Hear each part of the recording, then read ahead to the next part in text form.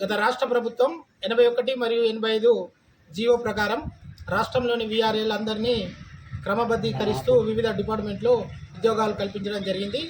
అందులో భాగంగా 16,758 మందికి ఉద్యోగాలు కల్పిస్తూ ఇవ్వడం జరిగింది. 3,797 మంది ఎవరైతే వారసులు ఉన్నారో వాళ్ళకు ఉద్యోగం ఇప్పటి వరకు ఇవ్వడం లేదు.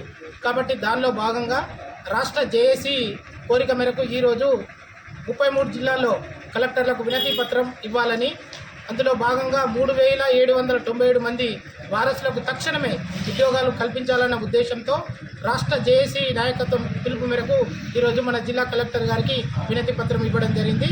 కాబట్టి గవర్నమెంట్ దయచేసి తొందరగా మా సమస్యను పరిష్కరించి మా అందరికీ ఉద్యోగాలు కల్పించాలని కోరుతున్నాం. సుమారు 169 మంది వీఆర్ఏ వారసులు ఉన్నాం.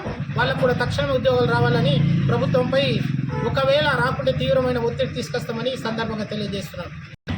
ఈ సందర్భంగా గత రాష్ట్ర ప్రభుత్వం ఏదైతే జీవో 81, 85 విడుదల చేసి వీఆర్ఏ వ్యవస్థను రద్దు చేసి విద్యార్హతను బట్టి వారికి ఉద్యోగాలు ప్రమోషన్ ఇస్తామని చెప్పిందో అందులో 20,555 మందిలో కేవలం 16,750 మంది మాత్రమే ఉపాధి ఉద్యోగ ప్రమోషన్లు ఇచ్చేసి మిగతా 61 ఏళ్ళు దాటినటువంటి వీఆర్ఏ వారసులకు విద్యార్హతను బట్టి ఉద్యోగ అవకాశాలు ఇస్తామని చెప్పడం జరిగింది. కానీ రాష్ట్ర ప్రభుత్వం మారడం కారణంగా ఇంకా రాష్ట్ర వ్యాప్తంగా 3,797 మంది వారసులము మన దరఖాస్తు తీసుకున్నారు. మాకు ఇప్పటి వరకు 11 నెలలు